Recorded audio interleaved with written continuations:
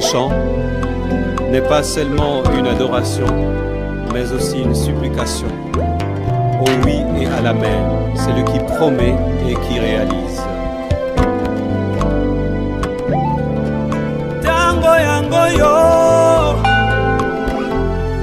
tango molimo, tango mafuta, tango bikamwa, amina sembola loboko, sembola loboko na yo, sembola loboko.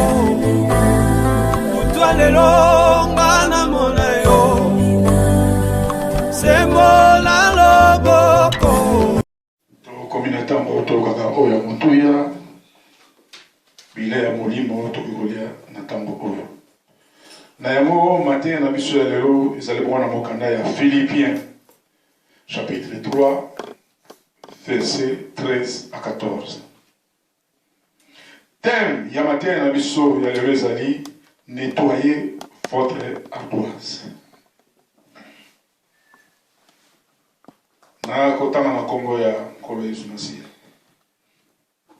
Philippiens chapitre 3 verset 13 à 14. Frères, je ne pense pas l'avoir saisi, mais je fais une chose, oubliant ce qui est en arrière et me portant vers ce qui est en avant. Je cours vers le but pour remporter le prix de la vocation céleste de Dieu en Jésus-Christ. Mes bien-aimés, la parole de Dieu est idéale lorsque vous envisagez de recommencer ou de changer. Ces versets vont vous aider à entrer dans votre nouvelle année et seront une aide excellente durant tout 2020. Principe pour 2020, vos échecs ne marquent pas la fin. Placez le passé dans le passé et continuez d'avancer vers le but que Dieu a préparé pour vous. Mes bien-aimés, oyezali suite ya matin ya oyo toyokaki dimanche euti koleka.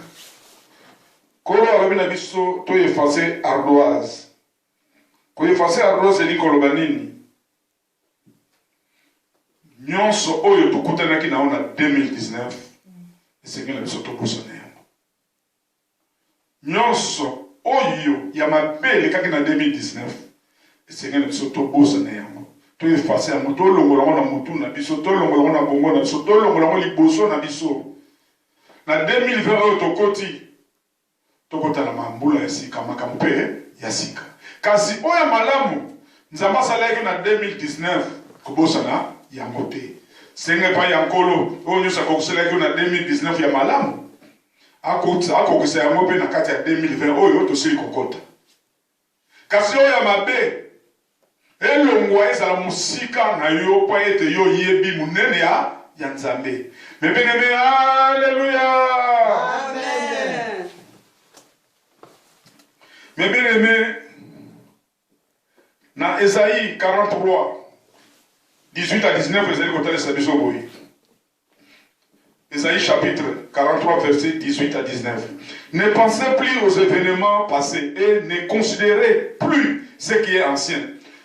Voici, je vais faire une chose nouvelle. Sur le point d'arriver, ne la connaîtrez-vous pas. Je mettrai un chemin dans le désert et des fleuves dans la solitude. Mes bien-aimés, Dieu est sur le point de racheter les vieilles choses et de faire des choses nouvelles. Mes bien-aimés, Nzambe azali kotalisa biso abela biso ete oyo nyonso ya kala tozalaki nango arejete yango, mais aza kosomba oyo ya sika po ete mbula oyo tokoti 2020 esengeli tokota na makambo ya sika. Esengeli 2020 oyo totambola na makambo ya sika. Esengeli 2020 oyo esheke oyo nyonso tozwaki na 2019 tozana elikia Nzambe tosambela kazali Nzambe ya bomoi. Tozana elikia Nzambe tosambela kazali Nzambe ya salaka. Na 2020 oyo, échec oyo tozalaki na yango na 2019, ezalaki bongo éphémère. Bien, alléluia. Ezalaki bongo passager. Mais 2020 tokoti, Nzambe akokokisela biso oyo nyonso torataki na 2019.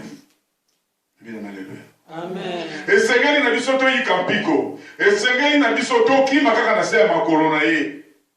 Po ete epai oyo mosusu tokokima ezali te kaka esengeli na se ya makolo ya nani ya Nzambe na biso. Mais bien aimé, cherche où il travaille pendant cette année, rejoignez-le. Rejoignez qui? Nzambe. Travail oyo ke kosala wapi? Epai tosangani boye. Epai tokomona elongi ya nani ya Nzambe. Elongi ya Nzambe mamona kango te opani na ndako. Elongi ya Nzambe mamona kango te epai église oyo bazali 50. Epai mibale to misato basangani na kombo na azali na biso elongo. Alléluia. Amen. Esengeli na biso toluka elongi ya Nzambe. Esengeli na biso Nzambe oyo tozali kosambela. Toluka epai nini azali. Kovanda na ndako lobi na kosambela na ndako. Ezali koluka elongi ya Nzambe te. Elongi ya Nzambe esengeli koluka epai mibale misato basangani. Boza kopartager maloba parole ya Nzambe. Boza kosala boza kobina. Boza koyemba banzembo ya adoration epai yo nazo komona ete makambo nyonso zalaki na moya mabe. Basuso nyonso zalaki na yango. Tango boza komona bosangani na kati ya adoration okomona Nzambe akosala kati ya moko na moko okobosa na ba le passé nyonso zalaki na yango. Mais bien aimé, les bontés de l'Éternel ne sont pas épuisées. Ses compassions ne sont pas à leur terme. Il est même plus précieux, alors investissez bien dans les comptes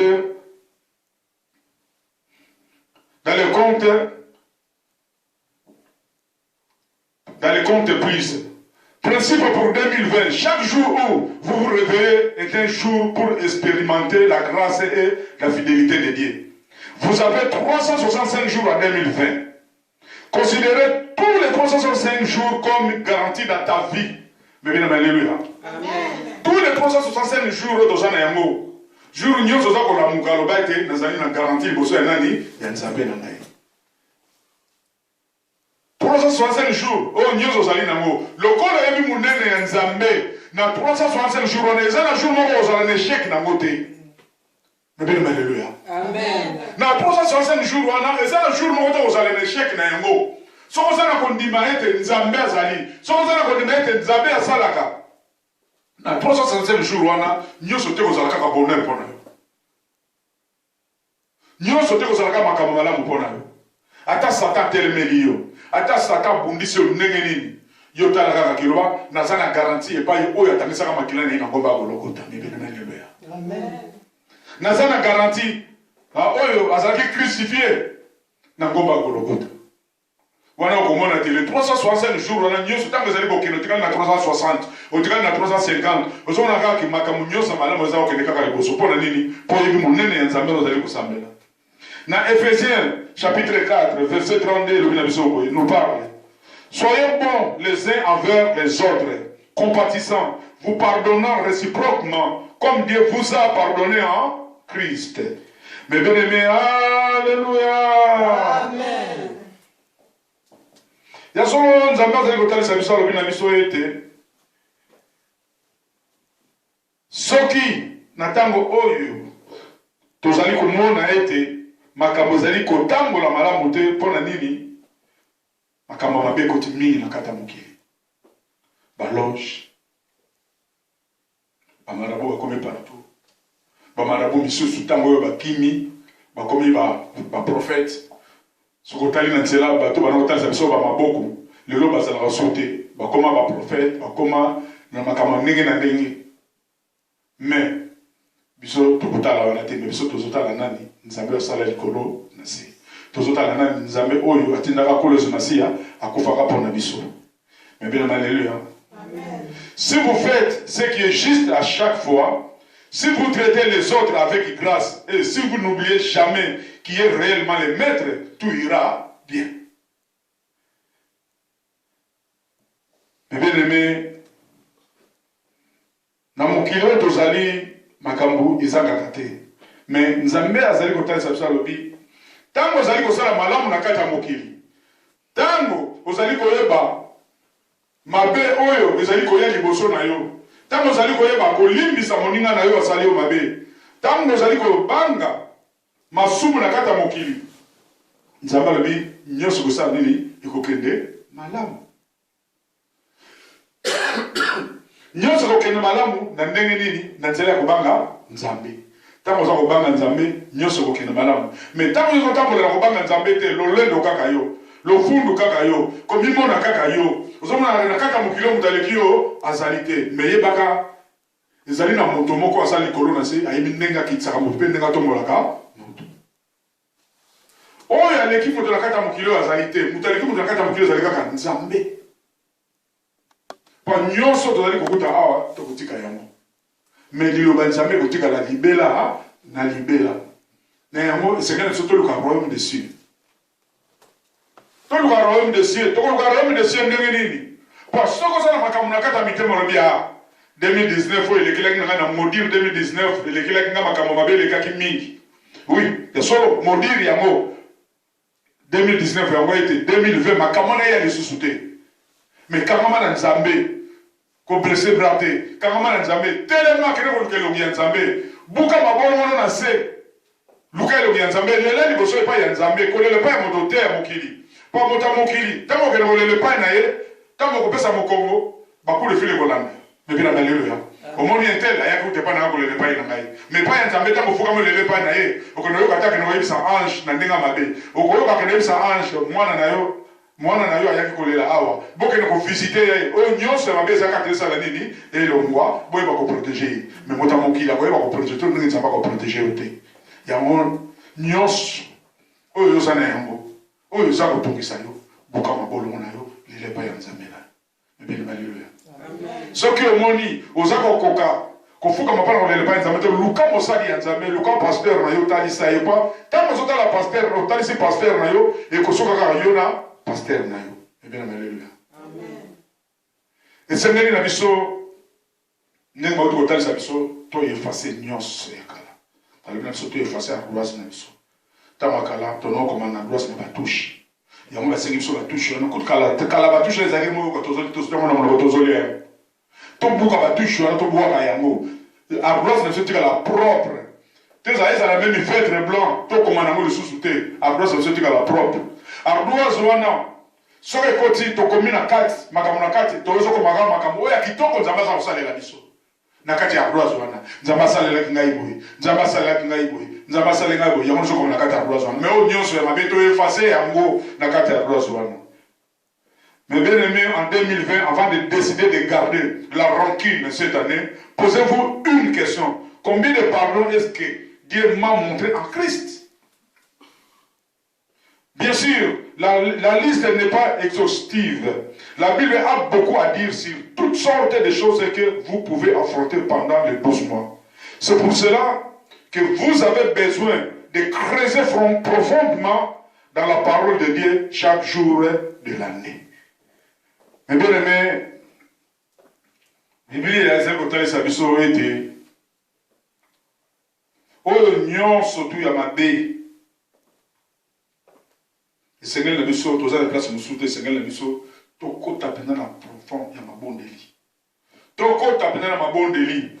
Toko tapena na mabondeli ti ete okoyoka résultat oyo kona kopesa yo. Kota pena na kata mabondeli. Kota pena na kati ya mabondeli pa eloko mosusu. Oyo koyiko longi sala kata mokili ezali te soki mabondeli te. Po ata pase eleki. Ata minyoko leleki, ata mikakata leleki ya ndenge nini. Mais soko so lele pa ya Nzambe na yo te, moyen mikakata na ba passe oza na wesi la ezali te. Po solution ezali kana maboko ya nani ya Nzambe. Solution ezali pa ya moto mokili te. Bien aimé alléluia. Amen. Solution ezali kana maboko ya Nzambe, ezali na maboko ya moto mokili te. Na yango sengeli na biso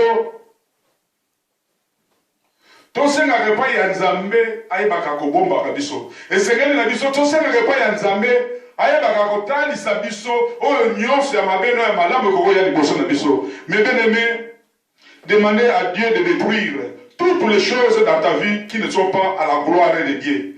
que l'ennemi utilise pour te soumettre à lui. Demandez à Dieu de nous donner un niveau élevé de force pour changer notre capacité, notre force. Demandez à Dieu, à l'Esprit de Dieu de s'emparer de ton esprit et fermer les portes de ton esprit pour qu'aucune autre puissance ne puisse soumettre ton esprit. Mes bien-aimés, alléluia! Amen. Lorsque nous menons une vie de la croix, les principautés et les ennemis ne peuvent pas nous attaquer. Quand nous sommes réellement crucifiés à la croix, on ne peut pas plus avoir affaire à la fornication, à l'alcool, à l'adultère et à l'impudicité. Il faut combattre le monde à travers la croix. Mais bien aimé, ils ont un mot pour la mission, ils ont mis balité. Ils ont un Kolos Massia. Kolos Massia, Emilia qui est Nabison de la Moko. Kolos Massia, Azaki crucifié Nabison de la Moko. Kolos Massia, Azaki enterré. Nabiso nzela moko. Kolos Massia a ressuscité qui nabiso nzela moko tombotika la ki vite. Lokola biso nyonso tout zala ki na Kolos Massia nzela moko. Humiliation, crucifixion, enterrement, ressuscité. Ba ressuscité biso lisusu nanani na Kolos Massia. Na yango tozana eloko moko tokobaka na kata 2020 ote. Poete Nzambe oyo akufaka mpona biso asomba nyonso ya mabe mpona biso. Nzambe oyo akufaka mpona biso alongola masumu oyo nyonso ozalaki na yango. Ya yango totambolaka na nzela ntango oza kotambola zala na esengo. Zala na esengo mpo elongo ezali ya kongenga mpo ete Nzambe aza kati na yo. Nzambe oyo azalaka crucifie na ngomba kolokota azali kati na yo. Kokobanga moto mokili te ntango ozali kotambola zala na kimia. Ezala bandoki yango bazali 50 ntango baza liboso na yo bamoni kaka lumière eza liboso na yo bakopanzana bakozonga banzela sambo. Mebene aleluya. Esengeli na biso toyebaka monene ya Nzambe. Esengeli na biso 2020 oyo tokoti toyefase ardoise ndenge bakoti kotalisa biso. Et voici comment vous allez prier pour toute l'année 2020. Pour que mes malades, mes bien-aimés,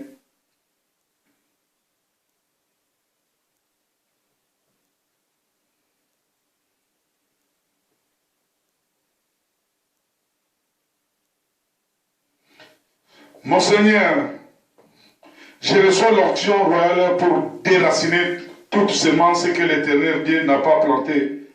Et j'ai bâti une atmosphère de miracles.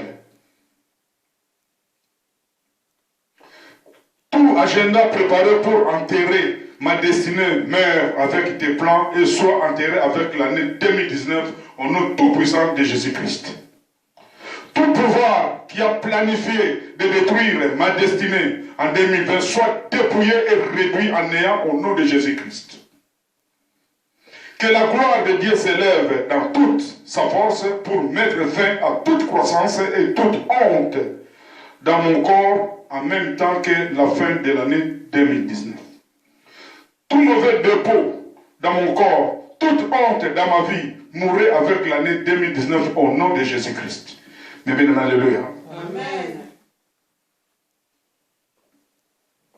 Père Céleste, envoie tes anges pour m'escorter alors que je sors de l'année 2019 qui traverse le seuil de l'année 2020. Je me lave avec le sang de Jésus depuis le sommet de ma tête jusqu'à la pointe de mes pieds au nom de Tout-Puissant de notre Seigneur Jésus-Christ de Nazareth. Amen. Amen. Mes bien-aimés, prière oyo bakotokotalisa biso et exhorter biso. Makila Kolos Massia et bakosipa biso. Makila Kolos Massia et bakobomba mabota na biso. Et bakobomba ba famille na biso et bakobomba bisala na biso nyonso. Poete Nzambe azali kotalisa biso akabi na 2020 oyo. Tango toyebi monene na ye. Tango toyebi ke asalaka. Ata na ba déception nyonso tozwaki na 2019. Ba déception nyonso tozwaki wuti koleka.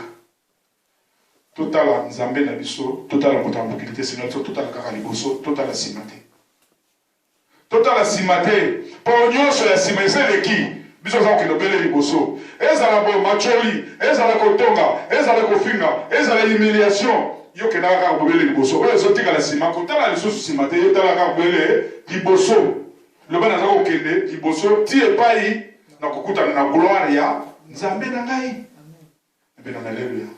Est-ce qu'il y a quelqu'un qui est béni? Amen. Mais bien aimé, pour la ressource qui ça, ngai na kopesa encore merci mingi pour aider mingi bazu chance na tango ya koyoka amateur oyote effacer notre ardoise.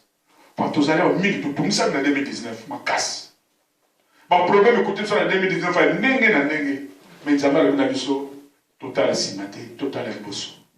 To sukola mitema na biso ko effacer ardoise ngolo bani to sukola mitema na biso oyo nyonso tozalaki na yango ya kala ya mabe esengeli na yango tobosa na yango tokende obele liboso tozokasima te eloko tokokanga moto ya yango wana koyeba kobanga nzambe koyeba kobanga moninga na yo koyeba kobanga bakolege no na mosala koyeba kobanga bantourage na yo tolongo na kati ya loyenge pa bientôt tozokende na suka mokili est-ce que nzambe akoyeba kokuta yo ndenge nini nzambe akoyeba kokuta yo ndenge nini bien alléluia tika ete mokili toyoki ezala bango grave kata mitema na biso na soki somona koma koleza na sia amen tokotonda matei na biso kolo na tondi mpo ozali bolingo tala bolingo no ezali na suka te osili kobatela biso kobanda na ebandela matei ate tokomi na suka tika ete tosili koyoka ezala bango grave kata mitema na biso ya solo osili kotalisa biso to efase bardoise na biso kasi na makasi na biso moko tokokoka te kasi na lusungu na yo nzambe toyebi te okoyeba kosunga biso mpo ete tobosana nyonso ezali baplaisir intérieur oyo nyonso ezali baplaisir intérieur nkolo toyebi ke na nzela na yo okozwa nkolo na biso okozwa makila no soki kotekasa na ngomba kolokota yeba bango kozipa biso tozala bango peto liboso na yo ete bapasi nyonso yebali kosala biso na kati ya bestoma na biso ebali kotungisa biso ezala mosika na biso mpo yo ozali nzambe tika oyo te oyo nasengi te ozali nzambe okokisa biso na komona koloso masiye toliboye amen.